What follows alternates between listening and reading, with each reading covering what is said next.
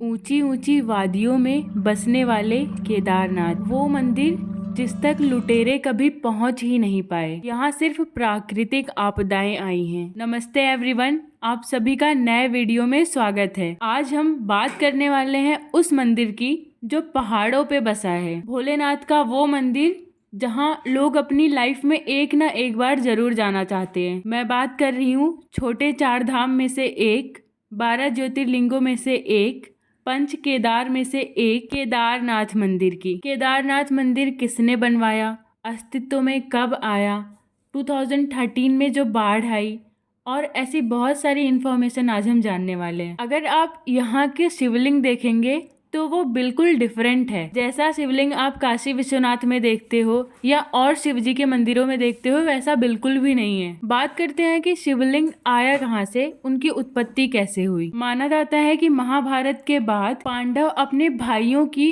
और रिश्तेदारों की हत्या के लिए शिव जी से माफी मांगना चाहते थे। वे काशी गए, काशी में शिव जी नहीं थे। एक्चुअली शिव जी उनसे मिलना ही नहीं चाहते थे और इसीलिए उन्होंने एक बैल का रूप लिया और हिमालय में छिप गए। उन्हें ढूंढते हुए पांडव हिमालय तक आए, लेकिन वे बाकी जानवरों में जाके मिल गए। जब पांडवों ने बहुत ही मुश्किल से ये पता लगाया कि ये बैल ही शिव जी हैं, लेकिन शिव जी इन सब चीजों से बचने के लिए धरती में समाने लगे। लेकिन उसी टाइम जल्दी जल्दी करके भीम ने, जो उनका पीठ का ऊपर का हिस्सा होता है जिसको कुबड़ बोलते हैं, वो पकड़ लिया। और आप आज ये देख सकते हो कि जो शिवलिंग है वो किसी नंदी के कुबड़ जैसा ही है। केदारनाथ मंदिर उत्तराखंड के रुद्रप्रयाग में है। इन्हें अर्ध ज्योतिर्लिंग भी कहते हैं क्योंकि ये पूरे तब होते हैं जब नेपाल के पशुपतिनाथ जी को मिलाते हैं। इसके पीछे भी ये कहानी है कि जब भीम ने उनके पीठ को पकड़ा तो उस टाइम पे उनका जो फेस था, उनका जो मुंह था, वो पशुपतिनाथ जहाँ पे है वहां था। तो लास्ट में शिव जी पांडवों के डेडिकेशन से खुश हुए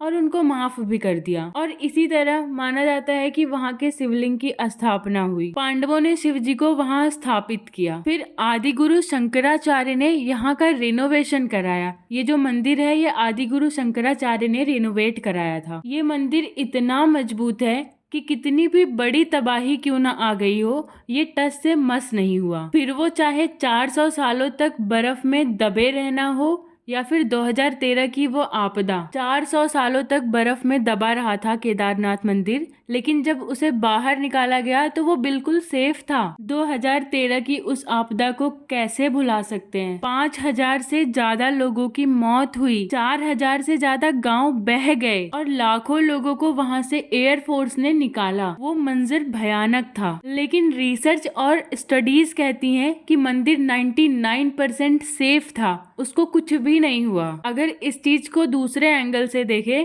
तो ऐसा भी कहा जाता है कि भीम इस मंदिर की रक्षा करते हैं। बाढ़ के दौरान मंदिर के पीछे एक पत्थर आ गया था और जिसने मंदिर को प्रोटेक्ट किया। ये वही पत्थर है जिसे भीमशिला के नाम से जानते हैं और उसे आज लोग पूजते हैं। अब कुछ नॉर्मल बातें करते हैं कि ये मंदिर साल भर के सिर्फ 6 महीने खुला रहता है। मई के स्टार्टिंग में कपाट खुलता है और ये नवंबर तक रहता है। और अगर आप दर्शन करने जाते हैं तो आपको करीब 22 किलोमीटर तक चढ़ना पड़ता है। हाँ, लेकिन लोग ऐसा भी एक्सपीरियंस करते हैं कि इतनी चढ़ाई के बावजूद भी उनको जरा भी थकान नहीं होती है। खैर, ये तो उस एनवायरनमेंट की पॉजिटिविटी है, या फिर दूसरे एंगल से देखे तो शिव जी की महिमा है। आपको अगर कभी भी मौका मिले, केदारनाथ जाके देखिए। अगर आपके पास भी कोई ऐसा एक्सपीरियंस हो तो आप शेयर कर सकते हैं। Comment section is for you only. So guys, thank you for watching the video and having so much of patience. मिलते हैं अगले वीडियो में।